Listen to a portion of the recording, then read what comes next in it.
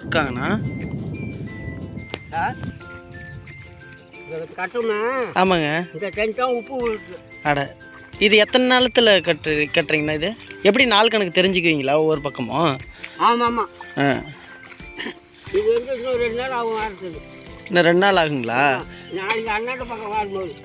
சரி. அங்கே ஆ சரிங்க. அவரு தண்ணி கட்டிக்கிற அளவு உடம்பு சரியில்லை. நின்று நம்ம வாரும்போது ஆள் இவரை கேட்டேன்னா அவர் இருக்குதுன்னு சொன்னார். சரி அவர் கேட்டால் இருக்குதுன்னு சொல்கிறாங்க. தொட்டில் எடுத்து வச்சுருந்தேன். அவன் கட்டிக்கால வந்து வாரம்னாச்சா, அதனால தொட்டில்